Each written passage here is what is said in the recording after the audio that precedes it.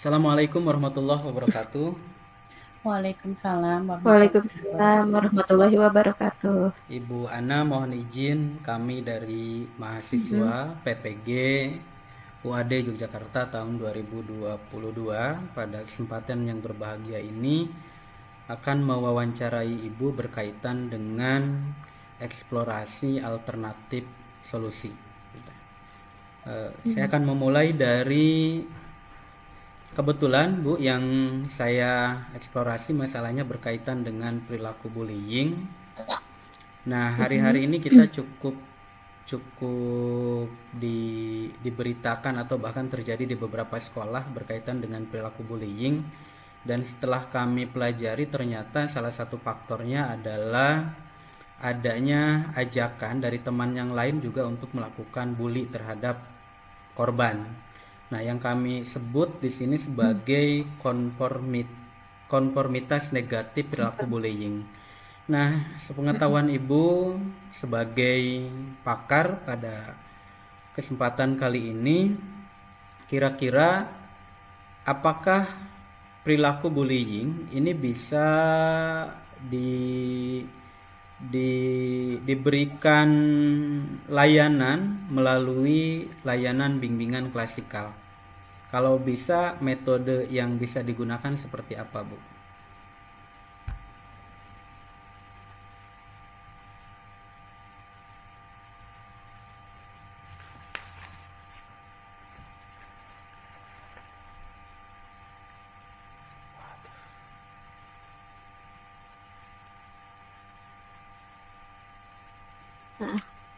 Iya, Oke, baik.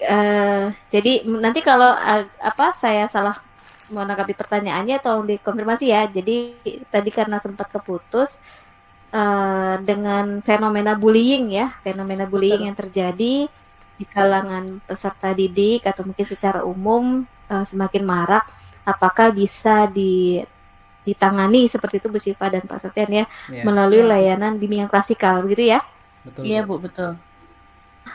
Baik, kalau terkait saat ini terjadi ya, kita lihat banyak di media sosial berita-berita, bahkan kemarin sempat juga yang saya jadikan kasus untuk ujian itu apa yang di daerah Tegal atau mana ya, anak berkebutuhan khusus dibully oleh teman-temannya gitu. Nah, ini kan sudah merupakan warning ya bagi kita khususnya sebagai guru BK untuk bisa mengantisipasi hal-hal tersebut gitu, mengantisipasi. Jadi kalau kita bicara apakah bisa dilakukan atau ditangani dengan layanan bimbingan klasikal, tentu saja bisa gitu.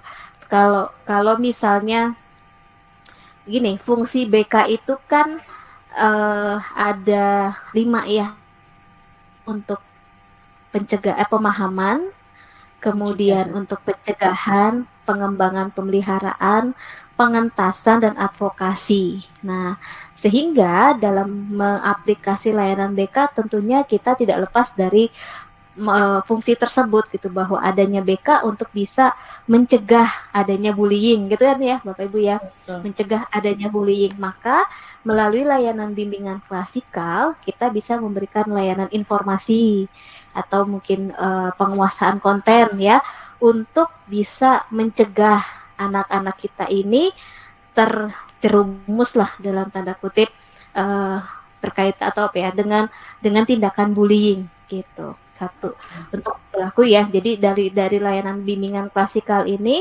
bisa kita memberikan informasi kepada mereka untuk bisa, misalnya tadi Bu punya konsep diri yang baik, sehingga dia bisa bisa mengeksplor dan memperkuat ketahanan diri peserta didik sehingga tidak jadi korban gitu. Kemudian di satu sisi untuk siswa juga harus menghargai kan ya, bagaimana istilahnya menjalin relasi dengan rekan sejawatnya, sebayanya, bagaimana menghargai orang lain. Itu kita bisa tanamkan lewat layanan bimbingan klasikal gitu. Jadi artinya kalau Bapak Pak Sofyan, Bu Syifa di kelas itu kan secara apa ya? Kalau di bertugas di sekolah itu kan punya jam mengajar ya, ada Ada, jam Bu. kelas kan ya, Bapak Ibu. Nah, Ada. jadi Ada, Bu. ketika Bapak Ibu masuk kelas itu kan berarti memberikan layanan bimbingan klasikal. Nah, di situ kita bisa memberikan pemahaman atau mungkin ya pemahaman lah kalau kita bicara tentang layanan bimbingan klasikal berarti paham saya arahnya kita ke pemahaman dan pencegahan gitu. Kita mengupayakan adanya pemahaman baik diri siswa tentang bullying, dampaknya, bahayanya dan konsep diri itu gitu. Nah, kemudian untuk kalau kita bicara misalnya dari segi metode ya, metode pembelajaran atau model pembelajaran yang kita gunakan untuk bisa istilahnya di satu sisi memperkuat pengendalian diri dan juga mungkin membangun supaya anak-anak itu terjalin relasi yang baik di antara mereka, bisa kita gunakan model cooperative learning ya, atau indikasi kepada pembelajaran kooperatif gitu. Jadi mereka terjalin kerjasama di situ kan. Kemudian nanti mungkin bisa saling menghargai pendapat dari teman-temannya, atau bisa juga dengan misalnya melakukan sosiodrama ya, fenomena bullying kan fenomena sosial berarti ya. Iya, betul. Nah, jadi kita boleh nanti memberikan mengajak mereka dengan tema bullying atau tema pergaulan untuk dengan metode sosiodrama gitu, sehingga mereka bisa mempraktekkan atau melihat bagaimana sih ketika ada perilaku seperti ini harus seperti apa ditanganinya atau diresponnya mereka hadapi harus seperti apa gitu. Itu ya kalau dari segi dengan bimbingan klasikal tadi kita fungsi pemahaman, fungsi pencegahan dan juga fungsi pengembang. Jadi ketika anak-anak sudah punya nilai-nilai yang baik dalam diri mereka, itu yang kita pupuk gitu, yang kita pelihara, terus kita kembangkan untuk mereka bisa berrelasi baik gitu. Kalau misalnya ya tadi ada pengaruh kata Pak Sofyan ya dan Bu Syifa tadi ya, ada pengaruh konformitas nih, artinya pengaruh teman sebaya ini sangat kuat gitu, karena utamanya untuk anak-anak remaja, mereka juga ya sedang mencari sosok ideal untuk diri mereka gitu kan ya Bapak Ibu. Jadi untuk dia bisa ya gitu. Jadi kalau misalnya dia nggak ngikutin kata temennya atau pengaruh circle atau gengnya, kan dia dianggap dia tidak istilahnya tidak bukan tidak peka, bahasa anak sekarang lupa gitu ya. Jadi nggak loyal sama teman-teman segengnya atau sekelompoknya gitu. Ini juga beberapa kali ada mahasiswa yang mengkaji tentang konformitas ya, sebagian besar karena memang mereka takut dianiaya temennya karena nggak ngikutin. Iya betul ya, karena takut nggak istilahnya nggak diakui sama temennya, nggak diajak main, sehingga mereka nggak bisa memfilter apa yang istilahnya mana yang baik, mana yang buruk gitu. Sehingga lewat layanan bimbingan klasikal mereka perlu informasi tersebut Bapak Ibu. Jadi untuk mereka punya bekal ya ketika mereka dapat perlakuan seperti ini harus seperti apa, atau kalau misalnya dengan adanya perbedaan orang lain mereka harus bersikap seperti apa, bagaimana. Jadi ya informasi ini nanti kita sampaikan dalam layanan bimbingan klasikal. Mungkin begitu Pak Sofyan dan Bu Syifa. Iya Bu.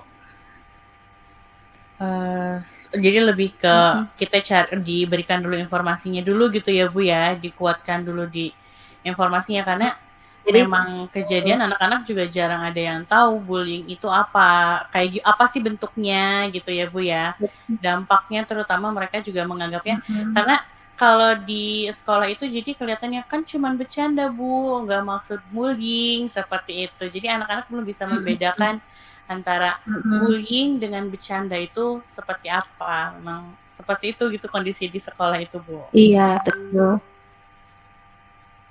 Iya betul. Jadi ya karena mereka minim informasinya, Iya, sehingga hal-hal yang ya karena bisa bisa jadi sebetulnya kan itu eh, ada pembiasaan atau pembiaran ya. Nah, iya, pembiaran yang kadang-kala juga riskan untuk bisa apa ya istilahnya mempengaruhi seseorang berperilaku kan gitu ya. Jadi kalau sama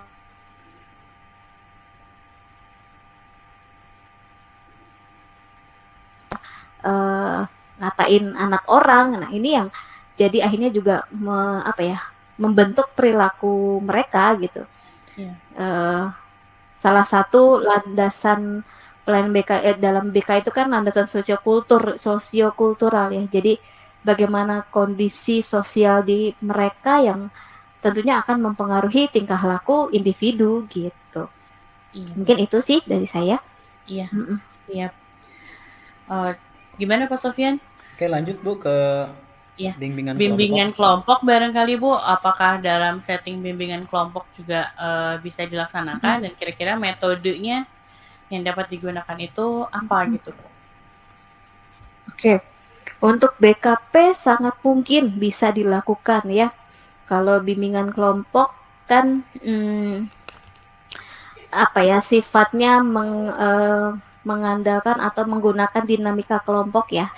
Justru mungkin dari segi kalau menurut saya kalau informasi kadang-kadang kalau kitanya nggak menyampaikan apa dengan klasikal ya, Ya, kalau kitanya tidak variatif, kitanya tidak apa ya tidak peka dengan suasana, mungkin bisa jadi nggak efektif. Tapi dengan BKP itu bisa juga kita lebih apa ya istilahnya lebih dekat dengan mereka karena kan terbatas orangnya nih ya, betul. terbatas orangnya dan kita bisa membahas kalau di klasikal mungkin cenderung kayak monoton gitu, kesan belajarnya tuh ada banget gitu sehingga mereka juga nggak terlalu ya namanya minat belajar ya kadang-kadang kan naik turun gitu. Tapi kalau BKP yang pernah saya lakukan juga biasanya dengan kita kumpul dengan lebih sedikit siswa atau lebih sedikit apa namanya peserta didik itu biasanya lebih juga mereka akan lebih banyak lebih terbuka gitu. Artinya kalau dengan BKP justru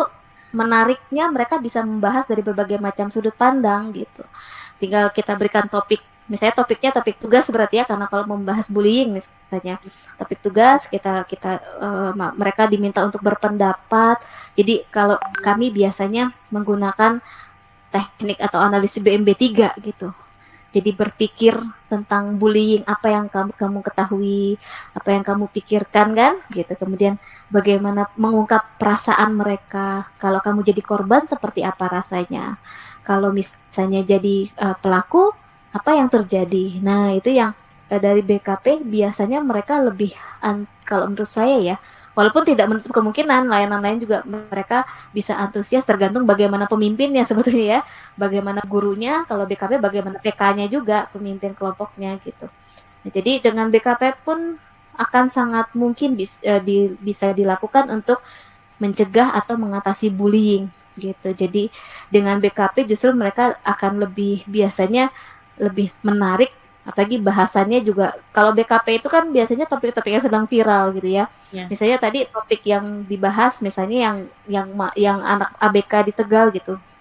Nah, itu mereka akan saling apa ya istilahnya melihat dari sudut pandang teman-temannya yang lain. Lalu nanti kita atur bagaimana supaya mereka punya punya persepsi yang positif apa ya positif terhadap uh, hubungan sosial gitu supaya nggak jadi bullying. Nah, berarti harus apa yang harus kamu lakukan gitu itu nanti biasanya lebih lebih masuk kalau menggunakan BKP gitu ya. Nah, itu sih kalau menurut saya jadi sangat mungkin bisa diterapkan, sangat bisa gitu kalau kalau BKP untuk bullying juga bisa banget gitu. untuk Mm-mm. metodenya barangkali Bu, misalnya untuk di bimbingan kelompok sendiri mungkin yang bisa digunakan itu seperti apa? Kalau metode ya kalau tadi kalau saya biasanya saya pakai teknik BMB3 aja gitu ya, Apa itu? mengembangkan BMB3 bagaimana mereka berpikir, B-nya berpikir, Ya, merasa, bersikap, bertindak dan bertanggung jawab.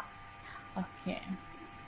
Jadi kita kelola itu saja, Bu Siva, misalnya dari tema yang kita angkat atau topik yang kita bahas gitu ya. Kira-kira apa, misalnya apa namanya, apa yang kamu pikirkan tentang bullying, bagaimana perasaan itu. Jadi lebih mengungkapkan itu. Atau bisa juga dengan sosiodrama dalam BKP sih. Saya belum pernah melakukan, tetapi beberapa dosen di sini juga dan dalam mata kuliah BKP juga ada teknik-teknik yang diterapkan. Salah satunya ada sosiodrama juga gitu. BKP, sosiodrama, apalagi tentang bullying ya, itu akan sangat relevan gitu. Iya. Saya baru ini mendengar yang BMB 3 gitu Bu ya. Iya. Kalau Pak Sofian harusnya udah sering dengar nih Pak Sofian. Udah Bu. Ya, gitu. Oke. Siap Ibu. Iya. Lalu mungkin selanjutnya di konseling kelompok ya Pak ya. Betul Bu. Untuk konseling kelompok, saya pendekatan yang bisa digunakan dan tekniknya barangkali Bu. Kalau KKP kurang lebih sebetulnya kan sama ya, sama dengan pola kalau KKP sosiodrama juga bisa, tapi bedanya KKP dengan BKP itu kan dari karakteristik peserta kelompoknya, anggota kelompoknya ya, AK-nya gitu. Jadi kalau BKP itu bisa umum, kalau KKP biasanya kita nanti misalnya mengajak beberapa siswa untuk konseling kelompok dan mereka akan mengutarakan masalah-masalah pribadinya gitu. Jadi kalau misalnya nanti ketemu ada klien di anggota kelompok itu yang punya permasalahan tentang bullying, itu bisa juga diangkat gitu. Tapi kan tidak semua anggota kelompok nanti akan membahas tentang bullying gitu ya, karena mungkin mereka tidak mengalami gitu. Kalau KKP kan paham saya seperti itu. Jadi kita nggak seperti BKP yang bisa menugaskan pembahasan tentang bullying misalnya temanya. Tapi kalau dalam KKP konseling kelompok itu klien akan mengutarakan masalah yang sifatnya pribadi yang mereka alami. Jadi bisa jadi ada kasus bullying di dalam KKP, bisa juga enggak gitu. Kecuali kalau misalnya kita nih guru BK-nya sudah mengidentifikasi siswa-siswa yang akan kita ajak KKP itu siswa-siswa yang terindikasi mengalami bullying atau misalnya jadi pelaku bullying gitu ya. Nanti bisa mungkin ada yang mengungkapkan di situ, bisa kita sambil bahas sekaligus di dalam KKP tersebut begitu. Kemudian kalau untuk teknik atau metode ya, kalau KKP bisa juga dengan sosiodrama gitu atau role play gitu ya untuk lebih mereka bisa mencermati gitu. Karena kalau di sosiodrama itu kan mereka melihat ya kalau ada temennya dijailin, temennya nangis rasanya gimana. Nah itu yang kita coba gali seperti itu. Mungkin itu. Kemudian Bu, berkaitan dengan ketika mungkin kita melihat di lapangan ini perilaku bullying sudah dianggap lebih dibandingkan teman-teman yang lain, maka langkah selanjutnya bisa jadi kita melakukan konseling individu ya. Betul. Nah, teruntuk perilaku bullying ini, pengetahuan Ibu kira-kira pendekatan apa yang bisa kita berikan di dalam pelaksanaan konseling individu Bu? Oke, baik.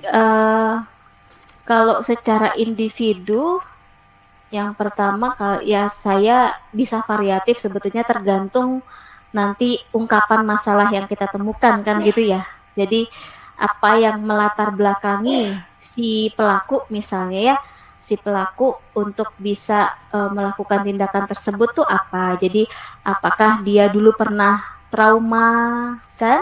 Ada kondisi trauma dulu pernah dibully atau dari pola asuh keluarganya kan bisa juga ya. Nah jadi tentunya kalau kita temukan beberapa pelaku dan mungkin beberapa korban juga biasanya kan tekniknya bisa berbeda-beda ya. Jadi tergantung nanti kalau menurut saya ya tergantung nanti latar belakang dia melakukan itu apa. Jadi kalau udah ketemu misalnya dia melakukan tindakan bullying itu ya karena ajakan teman ya berarti kita ajak untuk mereka berpikir lebih humanis ya, pendekatannya humanistik gitu ya.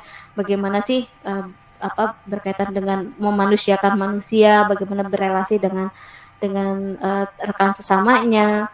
Tapi kalau misalnya dia ada kondisi traumatis misalnya, nah ini kan berarti perlu penanganan khusus ya. Apakah pakai apa, biasanya bisa juga pakai ada metode saya lupa aja, saya belum pernah sih, tapi beberapa bisa menggunakan trauma kayak atau art terapi juga bisa. Kalau ada kondisi traumatis ya Bapak Ibu, misalnya kayak pakai art terapi gitu, atau pakai musik juga bisa, terapi musik, atau ada tuh yang pakai mata, apa ya Pak Hengki itu ada penelitiannya, eye dissension terapi, jadi pakai apa, mata gitu ya, jadi diarahkan apa, saya lupa gitu. Jadi ada beberapa yang mungkin kalau Bapak Ibu cari pendekatannya berkaitan dengan pendekatan-pendekatan yang bisa mengobati traumatis begitu. Atau kalau misalnya ada pemikiran yang nggak rasional, kita bisa pakai apa namanya, REBT ya, pendekatannya rasional emotif behavior terapi gitu.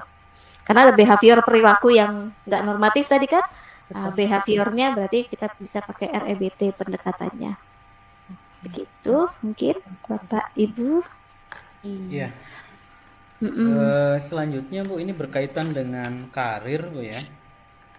Bahwa di lapangan saya menemukan ternyata salah satu faktor yang menyebabkan minat anak untuk melanjutkan ke perguruan tinggi itu karena rendahnya informasi berkaitan dengan perguruan tinggi Bu ya. Nah, jika ini menjadi masalah di sekolah itu, maka layanan klasikal dengan metode yang seperti apa Bu yang bisa diterapkan berkaitan dengan rendahnya informasi perguruan tinggi Bu? Oke. Untuk minat melanjutkan ke perguruan tinggi ya, banyak dipengaruhi oleh rendahnya informasi begitu ya Pak Sofian. Mungkin sama tadi, berarti kita harus bisa apa ya istilahnya, memanfaatkan layanan bimbingan klasikal ini sebagai sarana pemberian informasi ya, untuk mereka agar lebih memahami, mengembangkan dan memelihara potensi kan, itu ya manfaatnya, tujuannya. Nah, sehingga kita perlu memberikan informasi terkait dengan perguruan tinggi. Itu bisa juga apa ya istilahnya, kalau dari metode misalnya bisa kita mengadakan apa ya, menggunakan metode. Kalau saya kebetulan saya ngajar metodologi pembelajaran tapi sifatnya umum, tapi menurut saya bisa juga gitu ya, karena banyak metode. Bisa menggunakan metode ada information search gitu, jadi pencarian informasi. Jadi kita minta anak-anak untuk mencari informasi, misalnya nama-nama perguruan tinggi di daerah Jakarta atau di daerah mana, Pandeglang ya, Banten betul, ya, Bu. misalnya Iya, Bu. daerah Banten apa universitasnya, atau misalnya mendeteksi universitas-universitas ternama di Indonesia gitu. Lalu misalnya bisa juga apa ya, kalau dulu, tapi mungkin sekarang jarang ya, kayak studi wisata misalnya, study tour gitu, mengunjungi beberapa kampus di daerah Banten misalnya kan, untuk mereka bisa mendapatkan apa ya, gambaran secara lebih real gitu ya, secara lebih nyata di kehidupan kampus tuh seperti apa, kemudian nanti apa jurusan-jurusannya apa saja gitu. Atau misalnya ya bisa juga dengan apa lagi ya, metode karya wisata, kemudian bisa information search, bisa juga nanti pakai metode ya yang sederhana, ceramah gitu. Tapi jangan lupakan medianya. Jadi jangan sampai kita informasi ceramah tapi nggak ada bantuan media gitu. Apakah nanti kita bisa tampilkan beberapa video profil kampus-kampus di sekitar Banten, atau bisa juga biasanya mengundang narasumber. Nah, kalau misalnya Pak Sofyan, Bu Syifa punya alumni-alumni yang istilahnya jadi ya dalam tanda kutip keterima di perguruan tinggi negeri, ada yang dapat beasiswa kemana-kemana gitu ya, atau punya prestasi apa, itu bisa diundang sebagai narasumber di layanan informasi gitu, sehingga mereka juga punya wawasan, oh ternyata kakak ini bisa masuk ke sini, persyaratannya apa, kelebihan dia, atau dia punya kompetensi di bidang apa gitu. Jadi kita bisa mengundang ya narasumber-narasumber untuk biasanya alumni kan, alumni, atau ada juga PT-PT yang bisa mengunjungi sekolah kan untuk misalnya kalau di Unindra juga biasanya ada promosi itu, tim promosi yang datang ke sekolah-sekolah. Itu kita bisa kerjasama. Bahkan beberapa kayaknya sekarang belakangan banyak juga sekolah-sekolah yang buat semacam edu fair ya Tuh. Iya. atau Iya, Bu. karir ya. Nah, Career Day biasanya. Career Day. Jadi bisa juga memanfaatkan momen-momen itu untuk mereka mendapatkan informasi gitu bahwa ternyata setelah kuliah, setelah kamu selesai sekolah SMA nih masih ada jenjang pendidikan selanjutnya gitu. Yang ini perlu di apa mereka ketahui informasinya. Jadi istilahnya ya jangankan mungkin yang di daerah, yang di kota aja kadang-kadang bingung gitu mau kemana lanjut sekolahnya gitu karena minimnya informasi. Dan biasanya dari di keluarga juga tidak terlalu intens atau mungkin tidak terlalu fokus ke pendidikan, sehingga mereka juga ya sudah deh gitu ya, orang tuanya juga nggak terlalu intens misalnya gitu, nggak terlalu mengarahkan anaknya untuk ke PT atau tidak memberikan gambaran nanti setelah sekolah itu ada perguruan tinggi gitu. Nah jadi ya penting untuk di sekolah mendapatkan informasi-informasi seperti itu. Gitu, itu beberapa mungkin dari saya. Ya, baik Bu, melanjutkan berkaitan dengan minat melanjutkan perguruan tinggi, maka dimungkinkan setelah kita melakukan layanan klasikal, ada beberapa masalah yang perlu ditindaklanjuti, Bu ya. Nah, bisa jadi itu ditindaklanjutinya bisa dengan kelompok, PKP. mungkin Bu ya, Betul. atau mungkin bisa juga dengan konseling kelompoknya atau KKP, atau mungkin ada anak-anak tertentu yang memang dianggap masih bimbang dan lain sebagainya berkaitan dengan perencanaan atau penentuan dia akan memilih perguruan mana, kita bisa berikan layanan individunya. Jika Betul. itu terjadi, kira-kira menurut dan pengetahuan Ibu, metode dan teknik atau pendekatan yang dilakukan di KKP-nya atau yang di BKP-nya dan layanan individualnya seperti apa, Bu? Oke, baik. Nah, jadi kalau untuk BKP, jadi setiap kita memberikan layanan tentunya biasanya dalam RPL kan ada catatan tindak lanjut ya. Jadi kalau misalnya dari layanan informasi yang kita berikan, di akhir itu ada evaluasi. Apakah itu laisek, laijapangnya kita lakukan sehingga nanti bisa terjaring misalnya ya, atau teridentifikasi siswa-siswa yang mungkin perlu ada penanganan lebih lanjut misalnya ya, apakah itu dengan BKP, KKP ataupun individual. Nah, itu akan sangat memungkinkan tergantung nanti konteks permasalahan yang dihadapi seperti apa. Atau kalau tadi dikatakan mungkin ini anak harus lebih harus di konseling individu misalnya atau perorangan ya. Mungkin saja Bapak Ibu. Jadi yang namanya kita upaya kan segala macam bisa kita lakukan ya. Jadi kalau tadi di klasikal mungkin belum bisa masuk, kita bisa upaya dengan BKP dan KKP. Nah, ini KKP-nya nanti mungkin bisa dikhususkan biasanya ke anak-anak kelas 12 kan ya. Betul. Nah, ke anak-anak kelas 12 ya, atau misalnya biasanya Bapak Ibu kan mungkin di awal-awal tahun ajaran mengadakan asesmen tuh. Ya, apakah menyebar AUM atau mungkin ITP ATP atau ada IKMS, AKPD ya, lain-lain itu yang mungkin terjaring nanti diketahui bahwa ada beberapa peserta didik yang mungkin bidang karirnya itu masih sangat minim misalnya, atau permasalahan di bidang karir itu masih perlu perhatian, sehingga untuk BKP dan KKP kita bisa mengerucutkan anak-anak yang mungkin kita indikasi punya permasalahan di bidang karir untuk ikut KKP atau BKP gitu ya. Jadi mungkin nanti di klasikal bisa terjaring dari hasil laiseknya gitu, dari hasil laijapangnya. Nah, nanti dijaring kalau masih belum ada perubahan anak-anak ini, berarti fokus kita ke mereka itu lewat BKP, KKP ataupun individual, itu sangat mungkin dilaksanakan gitu. Jadi bentuk-bentuk upaya tindak lanjut ya dari klasikal yang sifatnya satu kelas, kemudian mungkin dari satu kelas tuh ada 1, 2, atau 10 orang yang ternyata masih gamang. Nah, kita boleh pendekatan dengan BKP dan KKP serta coaching individual.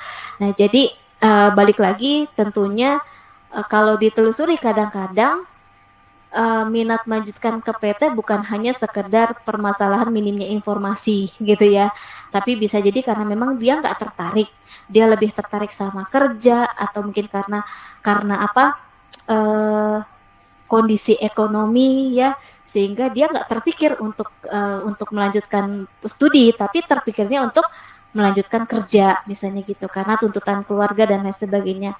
Nah tentunya untuk teknik pendekatan juga akan berbeda antara satu dengan yang lain kalau kita bicara coaching individual terkait dengan bagaimana mereka apa ya istilahnya latar belakang yang mereka hadapi seperti apa gitu. Jadi kalau ada di indikasi ada tadi mungkin sama jawabannya kurang lebih ada pemikiran-pemikiran yang tidak rasional gitu ya.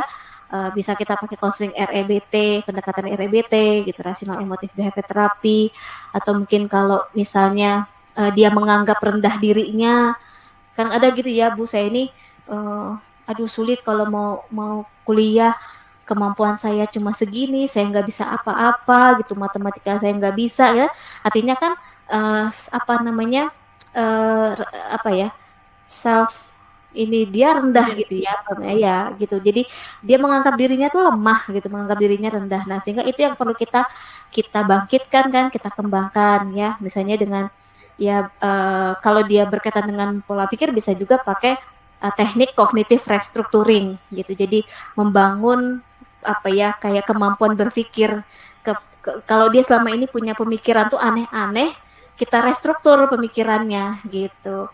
Nah, jadi kita restruktur, atau bisa juga ya tadi kalau dia menganggap dirinya tuh lemah, kita bisa juga dengan menggunakan teknik apa ya biasa yang mungkin saya juga sering terapkan gitu, pakai self counseling atau self talk positif, jadi mengajak mereka untuk menghargai diri sendiri gitu ya, itu juga bisa gitu karena kan ya apa ya istilahnya kalau mereka nggak bisa menghargai diri ya susah juga gitu ya, nggak bisa menghargai dia punya kelebihan, dia punya kekurangan, atau mungkin ya tadi ada pemikiran yang irasional gitu, menganggap masa depan itu dia ya banyak mungkin ada yang mungkin apa punya inner child apa sekarangnya yang lagi marak itu mempengaruhi bagaimana dia berperilaku, termasuk bagaimana dia punya pola pikir gitu.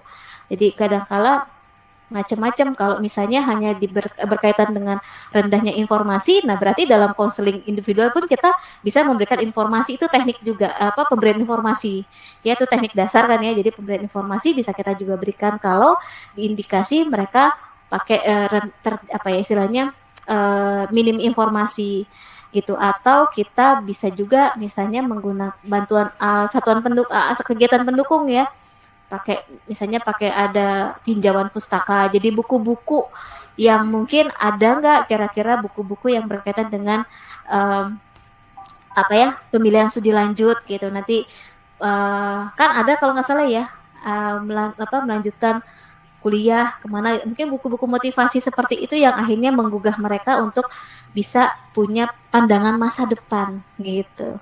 Nah, kalau mereka rendah informasi ya berarti dalam individu pun kita berikan informasinya, Pak, Bu, gitu.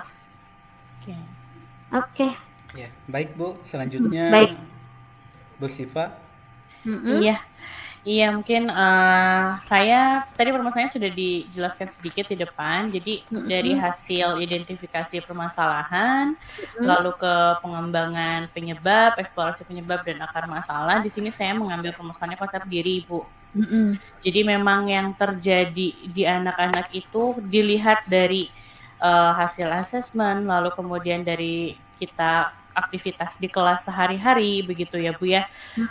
Dan mungkin ada sangkut pautnya juga dengan yang permasalahannya Pak Sofyan gitu ya Bu ya, karena konsep diri ini juga bisa mempengaruhi keputusan karir siswa ke depannya gitu ya Bu ya.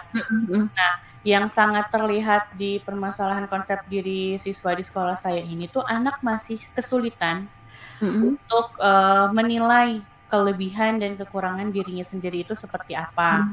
Nah, terkadang mereka itu menetapkan standar cantik, baik, cerdas gitu. Itu tuh lebih kepada role model yang memang sepertinya disetting untuk menjadi seperti itu ya Bu ya.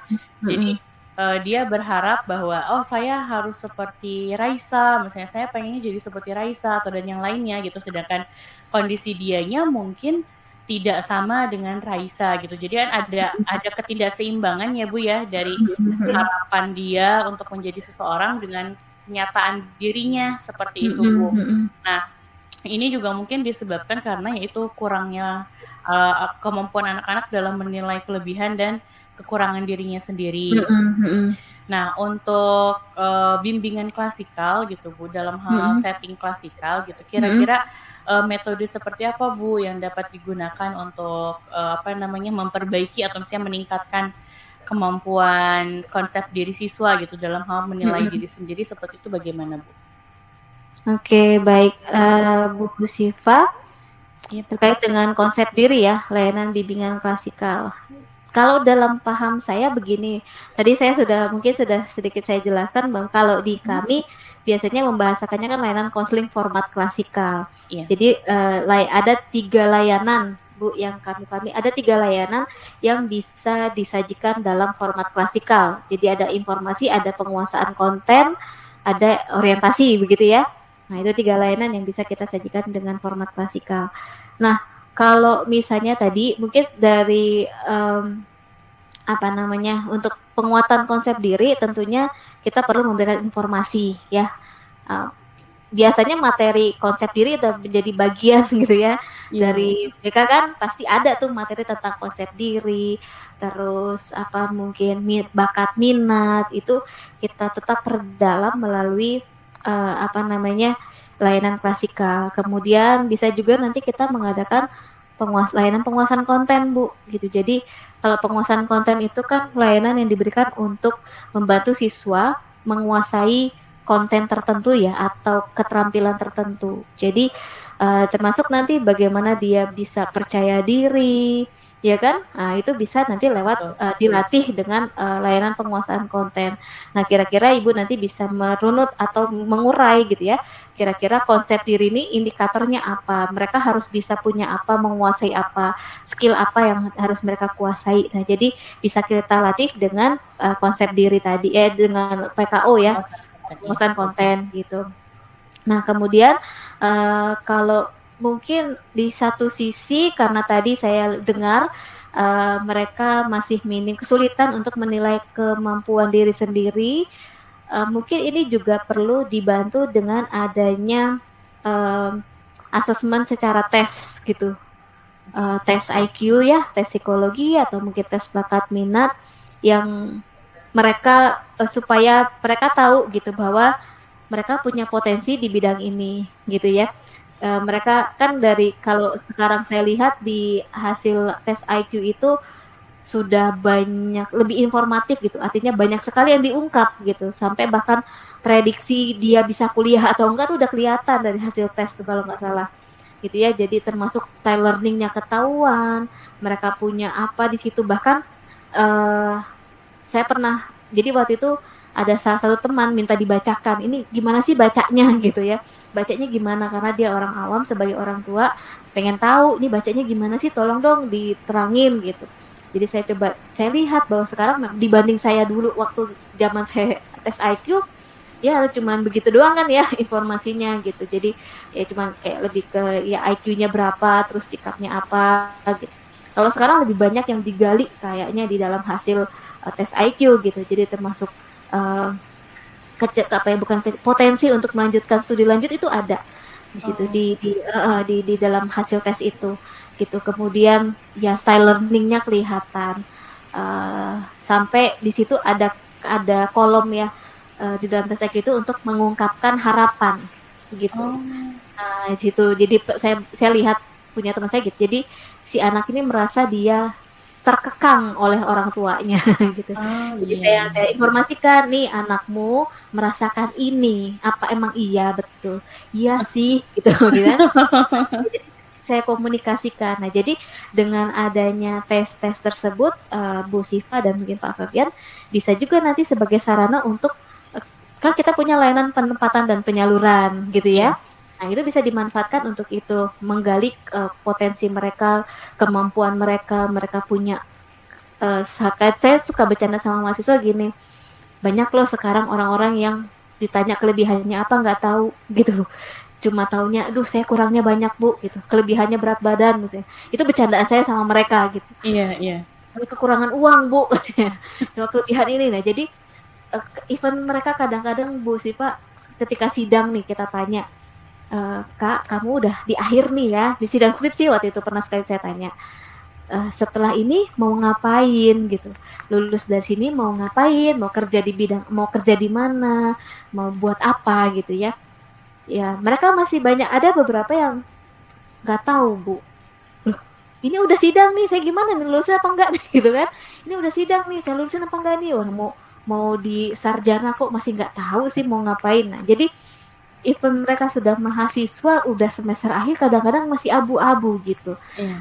Iya ya, jadi saya juga bingung nih apa ya yang sekiranya di apa ya mempengaruhi gitu. Jadi awal-awal kuliah saya juga tanya, masuk sini karena apa? Ya macem-macem. Ada yang disuruh orang tuanya, ada yang ngikut temennya. Saya pengennya psikologi, tapi karena di Unindra nggak ada, ya udah BK aja Bu gitu. Ada yang sambil katanya berobat jalan, paham ya? Ya Allah. Macam-macam gitu. Jadi itu ya karena tadi ketidakpemilikan apa ya, kurang penguatan terhadap konsep dirinya gitu. Jadi akarnya dari situ, efeknya jangka panjangnya begini kok ininya Bu Cipa. Apa realitasnya seperti itu yang banyak kita temui gitu. Jadi kalau maka saya rasa memang di dalam klasikal ini mereka perlu pemahaman ya, konsep diri itu apa sih gitu. Mereka perlu diberikan pemahaman tentang konsep diri, kemudian ya tadi ya konsep ideal ya, makanya anak remaja itu kan dalam teorinya Havigers mereka tugas perkembangannya kan harus bisa menerima dirinya sebagai laki-laki, perempuan gitu ya. Iya betul. Riskan sekali gitu dengan adanya fenomena LGBT sekarang makin terang-terangan. Makanya kalau saya waktu PPK, waktu kuliah dengar Prof. Prayitno bilang, ya manusia itu ya harus sesuai kodratnya gitu. Jadi ini yang supaya nggak kehilangan konsep diri tadi gitu. Jadi bisa dari informasi ke PKO ya. Kemudian untuk pendekatan dan teknik ya secara umum sebetulnya tadi bisa pakai metode sosiodrama, role playing juga bisa. Kemudian kalau saya rasa semua metode bisa lah untuk memperkuat konsep diri ataupun memperkonsep diri ya, karena bukan hanya sekedar, menurut saya bukan hanya sekedar kita bicara konten dalam satu metode, pasti di metode itu ada nilai-nilai lain yang akan terbentuk gitu. Kayak misalnya dengan diskusi ya kan, mereka juga harus bisa bertoleransi, itu juga akan pengaruh konsep diri kan menurut saya gitu. Jadi misalnya atau dengan metode apalagi ya, debat gitu ya, kemudian metode jigsaw juga bisa. Jadi banyak, kalau menurut saya kalau untuk konsep diri ya banyaklah metode-metode yang bisa. Jadi mereka juga sambil mengeksplor kan dengan bisa, kalau kita pakai discovery learning mungkin ternyata mereka sukanya sama yang menjelajah gitu. Iya. Ya, kayaknya sama yang menjelajah gitu. Dibanding dia harus dengerin orang ngomong, dibanding dia harus ngerjain tugas, kok kayaknya mereka mengadakan riset-riset sederhana lebih mudah gitu, lebih asik bagi mereka. Nah itu kalau menurut saya untuk konsep diri sebetulnya pakai metode ya banyak ya metodenya yang bisa kita ambil gitu. Kemudian tadi apa lagi? Udah. Untuk dua lagi mungkin ya Bu ya, sedikit lagi. Untuk jika digunakan dalam setting kelompok, konseling kelompok dan konseling individual, pendekatan atau misalnya teori yang bisa digunakan gitu untuk memperbaiki atau meningkatkan konsep diri siswa ini, apa kira-kira Bu untuk pendekatannya? Oke. Kalau KKP, BKP ya sederhananya saya tadi pakai BMB 3 tuh insya Allah bisa Mbak. Jadi kita mendorong mereka untuk menganalisis BMB 3 tuh. Apa sih yang mereka pikirkan tentang konsep diri, bicara tentang kelebihan dan kekurangan gitu, itu bisa Iya. juga yang istilahnya yang umum ya, yang secara umum itu menjadi alur tahapan BKP itu sebetulnya udah bisa karena gini, BKP KKP itu kan secara layanan aja mereka memang punya tujuan untuk bisa mengembangkan kemampuan berkomunikasi, kemampuan bekerja sama gitu kan, menghargai orang lain ya dari BKP tanpa ada pendekatan-pendekatan lain gitu. Jadi artinya dengan BKP itu sendiri apa ya, mereka bisa lebih menilai diri mereka gitu. Karena saya pernah juga waktu itu mengadakan BKP tugas kuliah, tugas PPK waktu itu ya, ngajak anak semester 3 waktu itu. Kebetulan mata kuliahnya saya ngajar, saya ajak yuk ikut BKP gitu. Saya bilangnya untuk oh tinggal 3 menit lagi. Iya. Baik ya. Jadi saya ajak mereka untuk BKP dan itu dalam BKP itu dia lebih percaya diri dan itu terrealisasi ketika di kelas gitu. Jadi dia merasa ada perubahan karena mungkin circle-nya lebih kecil jadi dia lebih berani gitu. Iya. Jadi dia lebih berani. Nah, makanya kuncinya di PK-nya, pemimpin kelompoknya. Bagaimana apa istilahnya mengatasi atau memimpin BKP dan KKP. Iya. Begitu. Iya. Begitu paling ya cukup Ibu, terima